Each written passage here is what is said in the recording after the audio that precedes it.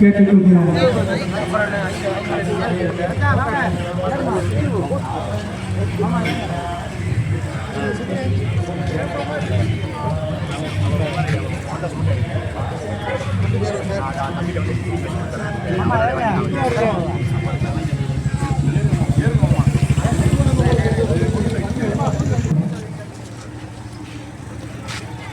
December 6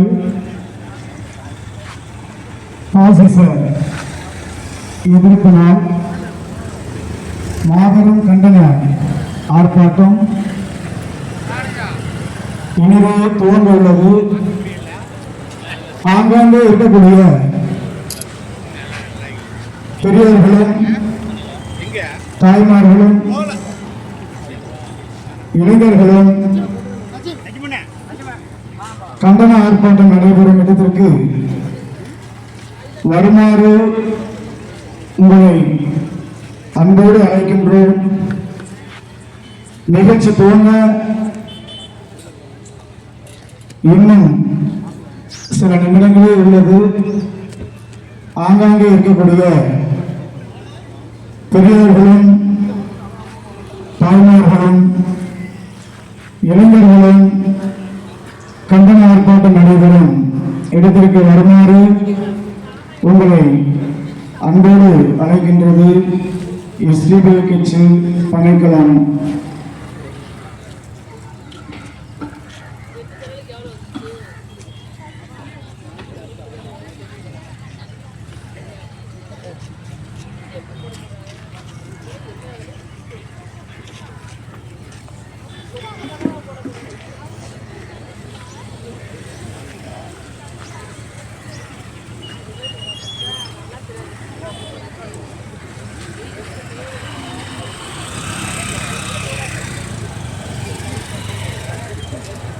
மூன்று கால அநீதிக்கு எதிராக பனைக்குளத்தில் நடைபெறும் மாபெரும் போராட்டத்திற்கு வருகை தந்துள்ள இளைஞர்கள் பெரியோர்கள் அனைவரும் இப்போராட்டத்தை எழுந்து நின்று நம்மளுடைய உணர்ச்சி பொங்க இந்த அரசுக்கு நம்மளுடைய மனக்குமுறல்களையும் அழுத்தங்களையும் தெரிவிக்குமாறு கேட்டுக்கொள்கிறேன்.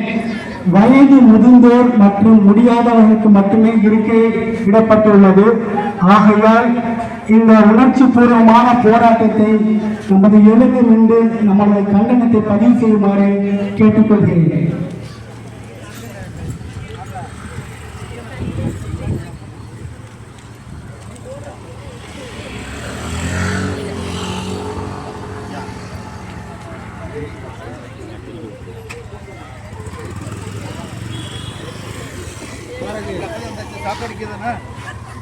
சொன்னாங்க ராம, எனக்கு தெரியாது. பணம் கொடுத்தது சாப்பாடு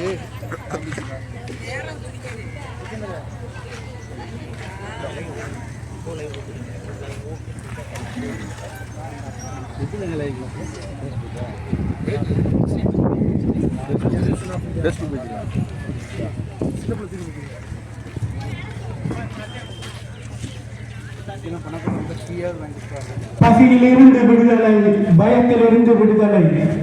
டிசம்பர் 6 வஞ்சிக்கப்பட்ட பாபர் மஸ்ஜிதின் போராட்ட நாள். கருப்பு தினத்தை முன்னிட்டு சோசியல் டெமோக்ராட்டிக் பார்ட்டி ஆஃப் இந்தியாவின் சார்பாக ராமநாதபுரம் மாவட்டம் பனைக்குளத்தில் நடைபெற இருக்கின்ற கண்டன ஆர்ப்பாட்டத்திற்கு முதற்கட்டமாக வரவேற்புரை வரவேற்றுமாறு திருவாரண சட்டமன்ற தொகுதி செயலாளர் ஹமீத் இப்ராஹிம் அவர்களை அழைக்கிறேன்.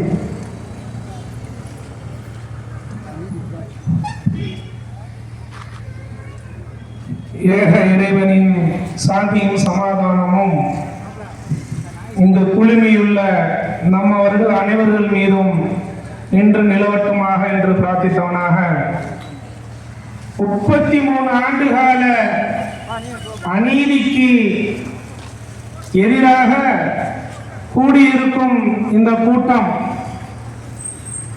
வக்ஃபு சட்டங்களை பாதுகாத்திட, வழிபாட்டு உரிமையை காத்திட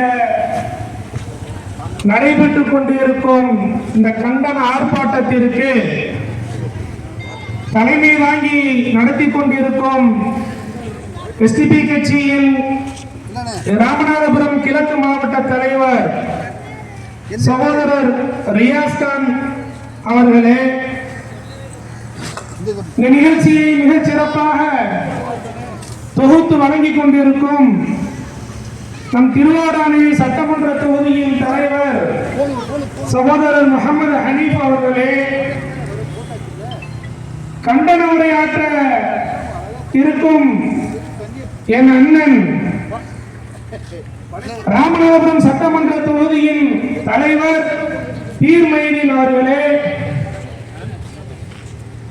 நமக்கு கண்டன உரையாற்ற வருகை தந்துள்ள எஸ்டிபி கட்சியின் தமிழ் மாநில பொதுச் செயலாளர் அகமது நவமி அவர்களே, விடுதலை சிறுத்தை கட்சியின் மாவட்ட செயலாளர் தோழர் அற்புதகுமார் அவர்களே, பெரியார் பேரவையின் மாவட்ட தலைவர் கா நாகேஸ்வரன் அவர்களே,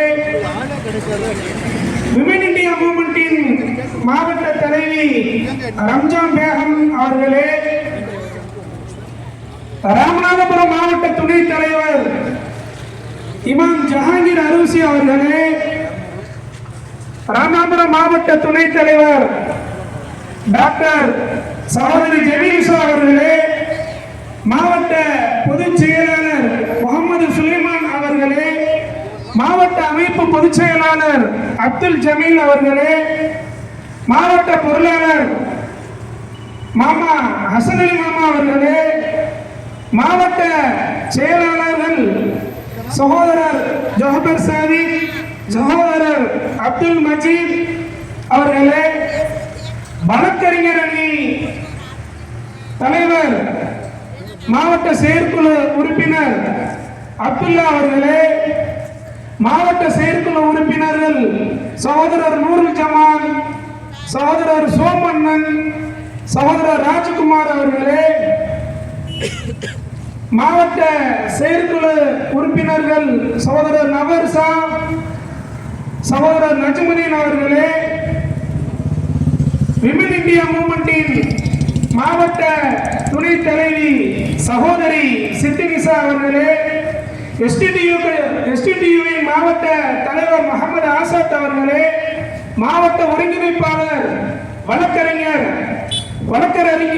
அணியினுடைய மாவட்ட ஒருங்கிணைப்பாளர் வழக்கறிஞர் சகோதரர் ஆசிக் அகமது அவர்களே, மீனவர் அணி மாவட்ட தலைவர் பஹுர்தீன் அவர்களே, கல்வியாளர் அணி மாவட்ட தலைவர் முகமது இப்ராஹிம் அவர்களே, மருத்துவ சேவை அணி மாவட்ட தலைவர் காதர் கனி அவர்களே, எஸ்டிபி கட்சியினுடைய ஐடி விங் மாவட்ட தலைவர் அசரப் அவர்களே, ஊடக அணி மாவட்ட ஒருங்கிணைப்பாளர் ஜுபைர் அகமதின் அவர்களே, மாவட்ட தேர்தல் பொறுப்பாளர் அப்துல் கலாம் ஆசாத் அவர்களே,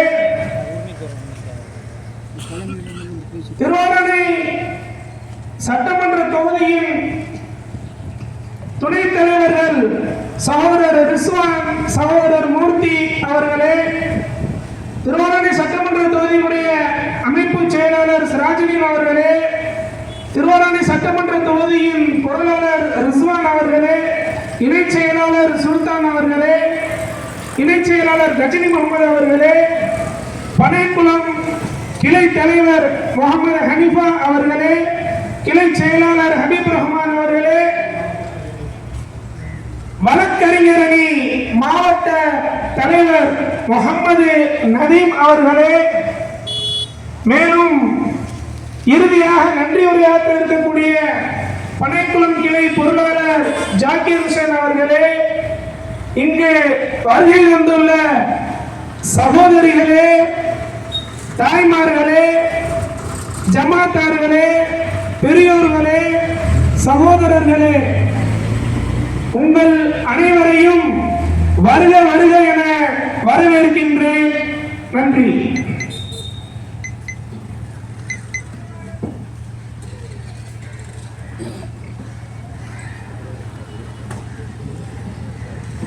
வரவேற்புரையாற்றிய திருவாரூர் சட்டமன்ற தொகுதி செயலாளர் ஹமீத் இப்ராஹிம் அவர்களுக்கு நன்றி.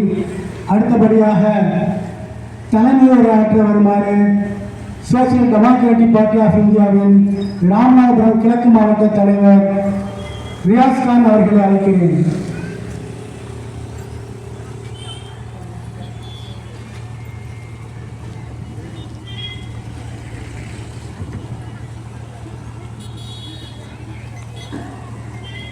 பாபர் மஸ்ஜித் தகர்ப்பு 33 ஆண்டுகால பாசிசத்தினுடைய வெறிச்செயல் முடிந்து 33 ஆண்டு காலம் முடிந்துவிட்டது. அதன் அடிப்படையில் 33 ஆண்டுகால அநீதி என்ற ஒரு முழக்கத்தோடு இந்தியா முழுவதும் SDP கட்சி இந்த கண்டன ஆர்ப்பாட்டத்தை நடத்தி கொண்டிருக்கின்றது.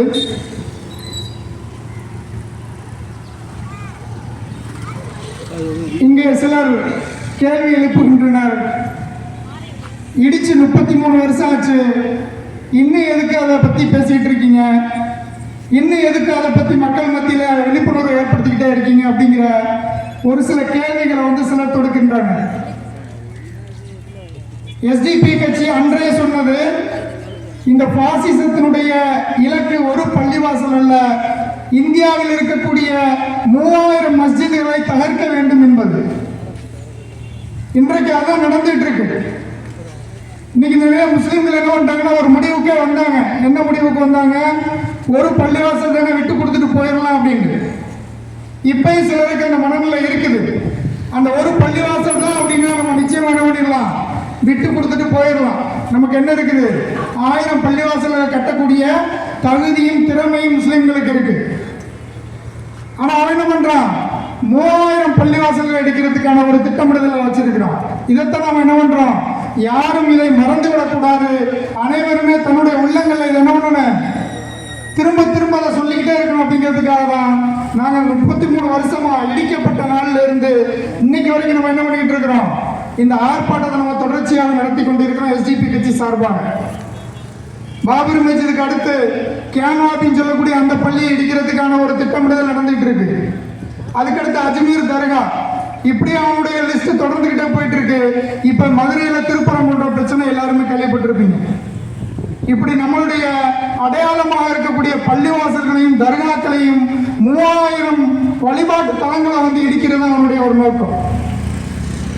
அப்ப இவன் என்ன பண்றான் அப்படின்னா, திட்டமிட்டு ஒவ்வொரு இடங்களையும் பிரச்சனையை உருவாக்கி இப்ப மதுரையில் நடந்துட்டு இருக்கிறத நம்ம எல்லாருமே கண்கூட பார்த்துட்டு இருக்கிறோம்.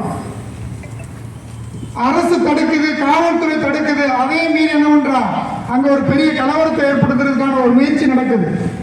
இன்னைக்கு இந்த திராவிட மாடல் அரசு ஸ்டாலின் அவர்களுடைய தலைமையிலான இந்த காவல்துறை என்ன பண்றாங்க, அதை இரும்பு கதம் கொண்டு இன்னைக்கு என்ன பண்றாங்க, ஒரு பெரிய கலவரத்தை தடுத்து நிறுத்தி இருக்கிறாங்க. இல்லை அப்படின்னா பாபர் மஸ்ஜிதை போன்ற ஒரு நிலைமை என்ன இருக்கு, அந்த சிக்கந்தர் மலை தர்காவினருக்கு நேற்று இடிக்கப்பட்டிருக்கு. காவல்துறை தடுக்கல அப்படின்னா, காவல்துறைக்கு நம்ம வைக்கக்கூடிய கோரிக்கை என்ன அப்படின்னா, இது போன்ற அந்த அல்ற சிறுவைகளுடைய பேச்சுக்களுக்கு நீங்க கட்டுப்பட்டு இவங்களுடைய ஆர்ப்பாட்டம் போராட்டத்துக்கு பயந்துக்கிட்டு நீங்க உங்களுடைய இரும்பு கரத்தை ஒடுக்கி வச்சீங்க அப்படின்னா அவன் மென்மேலே என்ன பண்ணுவான், இது போன்ற கலவரத்தை உருவாக்கத்தை செய்வான். வட மாநிலத்தில் ஏற்படுத்தக்கூடிய ஒரு நிலைமையை வட மாநிலத்தில் அவன் கலவரத்தை உண்டு பண்றதை போன்று தமிழகத்திலும் கலவர சூழலை உருவாக்குறது நம்முடைய ஒரு நோக்கமா இருக்கு. அதுக்கு நாம இடம் கொடுக்க கூடாது. இங்க மண்டபத்துல இதே மாதிரி இந்த அல்ட்ரா செல்ற ஒருத்தன் கம்ப்ளைண்ட் பண்ண அப்படிங்கிறதுக்காக SDTU வச்சிருந்த ஆட்டோ ஸ்டாண்ட என்ன பண்ணிருக்காங்க, ஒரு காவல் ஆய்வாளர் போய் அந்த போர்டை பிடிங்கி என்ன பண்ணிட்டாங்கன்னா கொண்டு போயிட்டாங்க. காவல்துறை எப்படிங்க ஒரு போர்டை ரிமூவ் பண்ணலாம், அதுக்குன்னு ரெவன்யூ டிபார்ட்மெண்ட் இருக்காங்க. ரெவன்யூ டிபார்ட்மெண்டோடைய துணையே இல்லாம ஒரு காவல் ஆய்வாளர் என்ன பண்றாங்க, மண்டபத்தில் SDP கட்சியுடைய தொழிற்சங்கத்தினுடைய போர்டை பிடிங்கிட்டு போறாங்க அப்படின்னா அப்ப இதுக்கு என்ன காரணம்? அப்ப இந்த சங்கிகளுக்கு அவங்க என்ன பண்றாங்க, சங்கிகளுடைய பேச்சுக்கு அவங்க சரி சாய்க்கிறாங்க. அவங்களுக்கு நாங்க மூலம் ஒரு கோரிக்கை வைக்கிறோம், அந்த போர்டு இருந்த இடத்துல நீங்க என்ன பண்ணணும், திருப்பி கொண்டு வைக்கணும். இல்லை அப்படின்னா நாங்க எங்க வரைக்கும் போவோம் அப்படிங்கிறது உங்களுக்கு தெரியும். முறைய அனுமதி வாங்கிட்டு நாங்க அந்த போர்டை வச்சிருக்கிறோம். அதனால தயவு செய்து காவல்துறை என்ன பண்ணணும், மீண்டும் SDTUடைய ஆட்டோ தொழிற்சங்கத்தினுடைய போர்டு அந்த இடத்துல என்ன பண்ணணும், நிறுவப்படணும். இது மண்டபம் காவல் ஆய்வாளருக்கு ஒரு கோரிக்கையான அந்த இடத்துல என்ன பண்றேன் நான் வைக்க கேட்டுக்கொள்கிறேன். இப்ப அந்த அடிப்படையில் தமிழகத்தில் இருக்கக்கூடிய காவல்துறை மதுரையில எப்படி ஸ்ட்ராங்கா இந்த பாசிஸ்டுகளை எதிர்க்கிறதுக்கு இரும்பு கரம் கொண்டு அந்த கலவரத்தை தடுத்து நிறுத்தினாங்களோ அதே போன்று தமிழகம் முழுவதும் இருக்கக்கூடிய காவல்துறை என்ன பண்ணணும், மதுரையில மட்டுமல்ல தமிழகம் முழுவதும் இருக்கக்கூடிய காவல்துறை இந்த சங்கிகளுக்கு பயப்படாம சங்கிகளுக்கு எதிராக நீங்க நந்தீங்க அப்படின்னா நிச்சயமாக தமிழகத்தில் சட்ட ஒழுங்கு என்ன ஆகும், நிலை பெறும் என்பதை இந்த நேரத்தில் கேட்டுக்கொண்டு என்னுடைய தலைமை உரைக்கு திரையிடுகிறேன். நன்றி.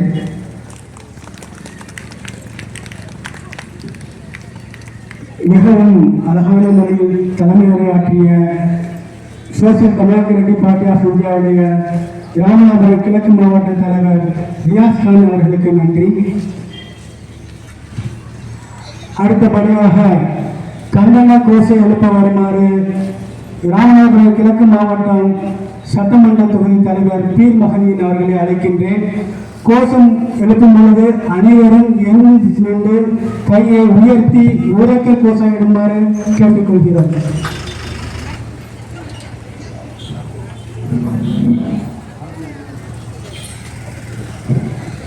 பாபரியை நீ அங்கே நீள்வதும் அதில் நாங்கள் நின்று தொழுவதும் உறுதி என்ற நிலைப்பாட்டோடு என்னுடைய இந்த கண்டன கோஷத்தை நான் தூங்குகின்றேன். அன்பான சகோதரர்களே, நாம் செய்யக்கூடிய இந்த கண்டனம் அப்படிங்கிறது இதுதான். அதனால உங்களுடைய கண்டனத்தை நீங்கள் தெளிவாக பதிவு செய்யுங்க. நல்லா கையை உயர்த்தி நம்முடைய கண்டனத்தை என்ன செய்வோம் இன்ஷால்லா பதிவு பண்ணுவோம்.